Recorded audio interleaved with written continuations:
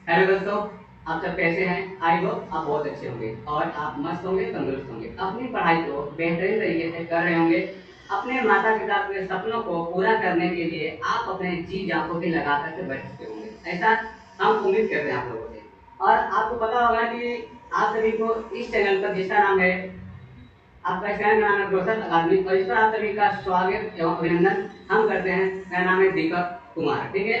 और इसी चैनल पर आप लोगों को हिंदी का आपका जो सब्जेक्ट है उसको बहुत बेहतरीन तरीके से हमारे एक टीचर है जिनका नाम है अंकित सर, वो ले रहे हैं। और बाकी और भी हमारे यहाँ बहुत ही अच्छे अच्छे टीचर हैं जो कि बहुत बेहतरीन तरीके से आपको सब्जेक्ट को पढ़ाते हैं। और उनका काम सिर्फ पढ़ाना ही नहीं होता है, वो पढ़ाते भी हैं और साथ में उस चीज को आपके दिमाग में फिट करने का भी काम करते हैं। आप सबको पता होगा कि आप सबने रासायनिक अभिक्रिया एवं समीकरण के पार्ट 1 को देख लिया है और पार्ट 2 को हम देखने चल रहे हैं। और आपको पता होगा कि ये मैंने जो यहाँ पर जो पीडीएफ लिया है वो मैंने खुद के बुक से लिया है, जो मैंने बुक को खुद से क्रिएट किया है। मैंने इस बुक को ऐसे क्रिएट किया है कि अगर कोई व्यक्ति बहुत ज्यादा गरीब हो, अपने बच्चों को नहीं पढ़ा पा रहा तरीके से, तो आप लोग यहाँ पर आकर के इसे यूट्यूब चैनल पर आप लोग पढ़ सकते हैं, ठीक है। तो चलिए हम क्लास को शुरू करते हैं और देखते हैं कि आज का क्लास क्या है। इससे पहले आपको थोड़ा सा ऊर्जावान करने के लिए हमने आपके लिए एक यहाँ पर मोटिवेशन कुछ क्विज लेके आए हैं, जिससे कि आप उससे थोड़ा सा मोटिवेट होंगे और पढ़ाई में बेहतरीन तरीके से मन को लगा करके पढ़ाई करेंगे। तो ये देखते हैं कि हमारे पास आज का जो क्विज है वो क्या है। तो ध्यान दीजिएगा, आज का क्विज आपके सामने दिख रहा है कि अगर अपने जीवन की तुलना किसी के साथ नहीं करनी चाहिए, क्योंकि आपको पता होना चाहिए कि जो सूर्य होता है और चंद्रमा होता है उसके बीच कोई तुलना नहीं होता। क्यों? क्योंकि जब जिसका वक्त आता है वो चमकता है। कहने का मतलब यह है कि कभी भी आप दूसरे से तुलना मत करो। क्यों नहीं करेंगे? क्योंकि भाई साहब जैसे मान लो कि इंसान तुलना करते हो सबसे बढ़िया है, सबसे अच्छा है, ऐसा नहीं। आप भी अच्छे हो सकते हो, उसके लिए आपको क्या करना पड़ेगा, आपको वैसा मेहनत करना पड़ेगा, तब कर पाएंगे तरीके से, ठीक है ना। ऐसा नहीं कि सूर्य कभी चंद्रमा का समय ले लेता है, चंद्रमा कभी सूर्य का समय ले लेता है, नहीं करता ऐसा, क्योंकि मुझे पता है हमारा जब समय आएगा तो मैं खुद ही चमकना शुरू हो जाऊंगा, ठीक है ना। चलिए क्लास को शुरू करते हैं और बेहतरीन तरीके से रापसी के स्टाइल में हम बहुत अच्छे तरीके से आपको समझाने का कोशिश करेंगे। और आप भी अपने दिल को थाम करके बैठ जाइए और आप भी समझने की कोशिश करिए। तो चलिए देखते हैं हमारे पास पहला स्लाइड क्या दिया हुआ है। आप लोगों ने अभी तक पढ़ा था लगभग अपचयन क्रिया और उपचयन क्रिया, यहाँ तक हम लोगों ने पढ़ चुका था। अब उसके आगे की चीजों को हम लोग आज देखने वाले हैं। तो आपको यहाँ पे पता होगा कि हम लोग पढ़ रहे हैं किसके बारे में। तो हम लोग पढ़ने वाले हैं आज ऊष्माक्षेपी अभिक्रिया के बारे में। किसके बारे में पढ़ने वाले हैं? ऊष्माक्षेपी अभिक्रिया के बारे में पढ़ने वाले हैं। तो आपको पता होगा कि ऊष्माक्षेपी क्या होता है। ऊष्माक्षेपी का मतलब कि ऐसी अभिक्रिया जिसके होने के दौरान ऊष्मा का बर्बादी होता है, मतलब ऊष्मा उत्सर्जन होता है, उसी को हम क्या बोलते हैं? उसी को हम ऊष्माक्षेपी अभिक्रिया कहते हैं। और आपको स्लाइड पे दिख रहा होगा कि ऐसी अभिक्रिया जिसमें अभिक्रिया होने पर ऊर्जा उत्पन्न होता है उसे ऊष्माक्षेपी अभिक्रिया कहते हैं। कहने का मतलब यह है कि जब हम किसी रासायनिक अभिक्रिया को करते हैं और वहां पर ऊष्मा निकलता है तो वहां हम क्या बोलेंगे? ऊष्माक्षेपी अभिक्रिया। जैसे अभी हम अपने माउथ से अगर अपने ठंडी के समय में अपने हाथों पर अगर फूंकते हैं तो हमारे हाथ पर थोड़े से क्या होते हैं? ऊष्मा जैसा आने लगता है, मतलब गर्माहट लगता है, क्योंकि यहाँ क्या हो रहा है? ऊष्माक्षेपी अभिक्रिया का उदाहरण दे रहा है, ठीक है ना। तो जैसे में क्या होगा कि Na2O प्लस CO2। Na2O का मतलब होता है सोडियम ऑक्साइड और CO2 का मतलब होता है कार्बन डाइऑक्साइड। जब ये दोनों मिल जाते हैं तो क्या बन जाता है? Na2CO3। कहने का मतलब ये आपका बन जाता है सोडियम कार्बोनेट। अब एक बात समझिएगा अच्छे से, बहुत ही बेहतरीन तरीके से समझना क्या है कि ये बताइए कि अगर ऊष्मा बर्बाद होगा, अगर ऊष्मा अगर खत्म होगा तो चीजें जुड़ेंगे कि घटेंगे, टूटेंगे? तो आप सिंपल जानते होंगे कि चीजें जुड़ेंगे, क्योंकि इसमें तो ऊष्मा क्या हो जाएगा? खत्म हो रहा है ना। तो इसका मतलब हम कह सकते हैं कि इसी अभिक्रिया को हम एक और नाम से बोल सकते हैं कि संयोजन अभिक्रिया। क्या बोल सकते हैं? इसी को हम लोग संयोजन अभिक्रिया भी कह सकते हैं, ठीक है ना। और मैंने आपको पहले बताया था कि जब दो आपस में जुड़ते हैं तो उसे हम कहते हैं संयोजन अभिक्रिया। यहाँ पर आपके सोडियम ऑक्साइड और आपके कार्बन डाइऑक्साइड दोनों क्या हो रहे हैं? आपस में जुड़ रहे हैं, और जुड़ेंगे तो क्या होगा? यहाँ से ऊष्मा निकलेगा, इसी को हम कहेंगे ऊष्माक्षेपी अभिक्रिया। उम्मीद करते हैं कि आपको एक चीज बहुत अच्छे तरीके से समझ में आया होगा। नेक्स्ट देखते हैं हम लोग आगे की ओर और देखते हैं ऊष्माशोषी अभिक्रिया। क्या देखना है हम लोग को? हम लोग को देखना है ऊष्माशोषी अभिक्रिया, ठीक है ना। तो ऊष्माशोषी अभिक्रिया क्या होता है, ध्यान दीजिएगा कि जब कोई क्रिया हो और उसमें ऊष्मा अवशोषित हो, क्या हो, ऊर्जा अवशोषित हो, तो उसे हम क्या बोलेंगे, उसे हम ऊष्माक्षेपी अभिक्रिया बोलेंगे। क्या बोलेंगे? उसे हम ऊष्माशोषी अभिक्रिया हम उसे बोलेंगे, ठीक है। अब चीजों को समझिएगा। जैसे मान लीजिए कि हमारे पास क्या है, जल है। हमारे पास क्या है, जल है, H2O है। जब इसको हम क्या करेंगे, जब इसमें हम ऊष्मा देंगे, मतलब जब इसमें हम आग देंगे तो क्या होगा, यहाँ से ये क्या हो जाएगा, ये अलग अलग हो जाएंगे। तो क्या हो जाएगा, ये हो जाएगा 2H2 प्लस क्या हो जाएगा, O2 हो जाएगा। कहने का मतलब ये यहाँ से आपस में क्या हो जाएंगे, टूट जाएंगे, अलग अलग हो जाएंगे, वियोजन हो जाएगा, ठीक है ना। तो क्या हो जाएगा, टूट जाएगा, अलग अलग हो जाएगा, और आपका क्या हो जाएगा, वियोजन हो जाएगा। इसी को हम क्या बोलेंगे, ऊष्माशोषी अभिक्रिया। देखिए क्या लिखा हुआ है यहाँ पर कि ऐसी अभिक्रिया जिसमें अभिक्रिया होने पर ऊर्जा अवशोषित होता है उसे ऊष्माशोषी अभिक्रिया कहते हैं। यहाँ पर क्या होगा, यहाँ पर आपके जो है कि ऊर्जा क्या होगा, अवशोषित होगा, उसी को हम क्या बोलेंगे, उसी को हम ऊष्माशोषी अभिक्रिया कहते हैं। देखिए कैसे, ध्यान दीजिएगा। यहाँ पर क्या है, यहाँ पर आपके पास Na2CO3, वही चीज उसी को हमने जस्ट विपरीत करके बनाया है कि यहाँ पर क्या हो जाएगा, सोडियम कार्बोनेट। और जब यहाँ पर हमने क्या किया, जब यहाँ पे हमने डेल्टा ई क्या दिया, डेल्टा ई मतलब यहाँ पर हमने ऊष्मा दिया, तो ये क्या हो गया, ये आपका सोडियम ऑक्साइड और आपके पास कार्बन डाइऑक्साइड, किसमें, सोडियम ऑक्साइड और आपका कार्बन डाइऑक्साइड में टूट करके ये क्या हो गया, बन गया। इसी को हम कहेंगे ऊष्माशोषी अभिक्रिया। चलिए अब आगे ध्यान दीजिएगा, हम लोग देखते हैं आगे जो अपने पास होगा कि अपने पास आगे क्या है, वो दिया हुआ है आपके पास हीट एंड ट्रायल विधि। ये आपके पास क्या है, हीट एंड ट्रायल विधि, जो कि बहुत ही इंपॉर्टेंट होता है, हीट एंड ट्रायल विधि। ये होता क्या है, ध्यान दीजिएगा, ऐसा होता है कि इसके नियम के अनुसार हम लोग क्या करते हैं कि असंतुलित समीकरण को हम लोग संतुलित करते हैं। तो यही बात यहाँ पे कहा गया है कि इस नियम के अनुसार क्या करेंगे, हम लोग असंतुलित रासायनिक समीकरण को क्या करेंगे, संतुलित किया जाता है। असंतुलित समीकरण को संतुलित करने के लिए निम्नलिखित क्या होता है, चरणों में किया जाता है।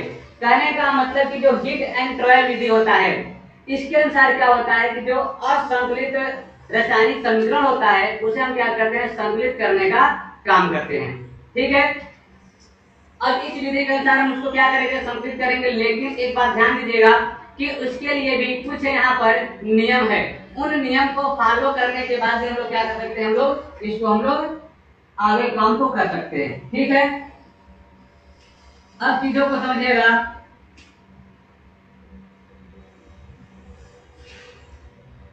जैसे मान लीजिए कि पहला क्या बोल रहा है इसमें, असंतुलित रासायनिक समीकरण को लिखा जाता है। पहले इसने कहा कि सबसे पहले हम क्या करेंगे, तो बोल रहा है कि सबसे पहले हम असंतुलित रासायनिक समीकरण को क्या करेंगे, लिखेंगे।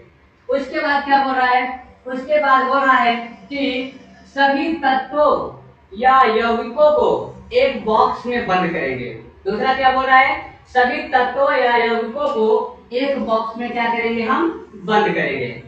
इसके बाद तीसरा बोल रहा है कि फिर क्या करना है, सभी तत्वों को गिन लिया जाता है। सभी तत्वों का हम क्या करेंगे, काउंटिंग कर लेंगे कि कौन तत्व कितने बार दिया गया है। उसके बाद क्या है कि जो भी बदलाव करना होता है, हमें जो भी बदलाव करना होता है वो हम कहाँ करते हैं, तो बॉक्स के बाहर किया जाता है। कहाँ किया जाता है, बॉक्स के बाहर भी किया जाता है। उसके बाद पांचवा क्या बोल रहा है कि अब तीर के दोनों तरफ, आपके पास आपने देखा होगा कि रासायनिक जो समीकरण होता है उसमें एक तीर लगा होता है, इसे हम कहते हैं क्या बोलते हैं, इसे हम बोलते हैं रिएक्शन ऐसे बोलते हैं प्रोडक्ट, ठीक है ना। इस तीर के इधर क्या होता है रिएक्शन, इधर क्या होता है प्रोडक्ट। उसी की बात कर रहा है कि अब तीर के दोनों तरफ सभी तत्वों को बराबर किया जाता है, सभी तत्वों को क्या किया जाता है बराबर किया जाता है। इसके बाद अब अंत में क्या होगा, अब रासायनिक समीकरण क्या होता है संतुलित हो जाता है। इसके बाद क्या होता है कि आपका जो रासायनिक समीकरण होता है वो क्या हो जाएगा संतुलित हो जाता है।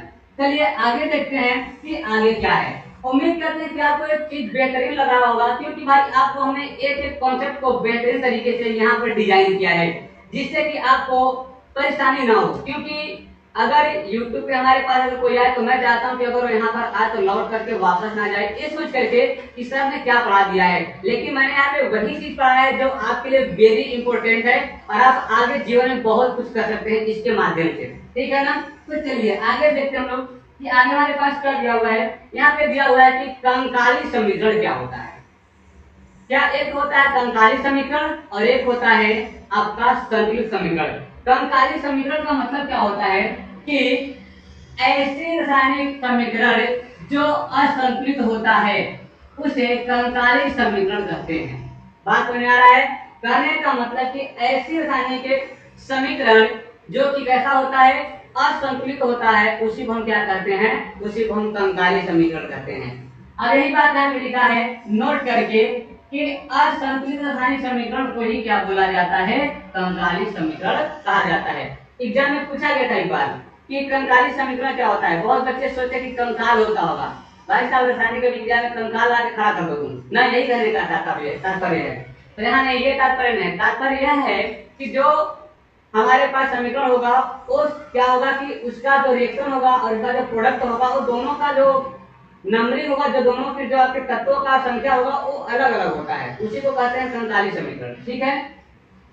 आगे ध्यान दीजिएगा संतुलित समीकरण। आगे क्या है संतुलित समीकरण। अरे होता क्या है ध्यान दीजिएगा अच्छे से।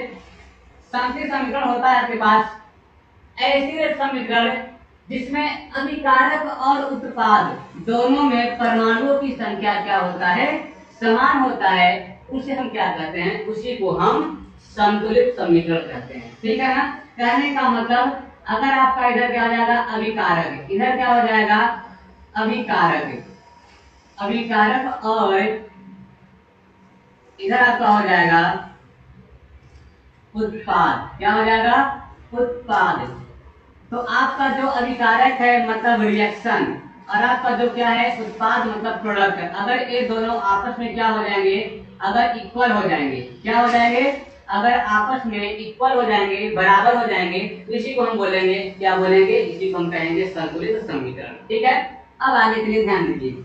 आगे क्या है, आगे आपके पास कुछ महत्वपूर्ण यौगिक के नाम और सूत्र है, क्योंकि अब अगर इन चीजों को आपने अच्छे से समझ लिया और अच्छे से देख लिया तो उम्मीद है कि आप कभी भी गलती नहीं करोगे। और आपके जो यहाँ पे लिखा हुआ है ये आपके 10th लेवल के दृष्टि से वेरी इंपॉर्टेंट है। इसके बाहर आपके 10th लेवल में कहीं पूछने वाला है भी नहीं, क्योंकि जो आपका एग्जाम हुआ है इस एग्जाम को हमने बहुत समय से देखा है, ठीक है ना, और देखता है और जो मैं बोलता हूँ यकीन मानिए उतना ही कर पाता है, ठीक है ना।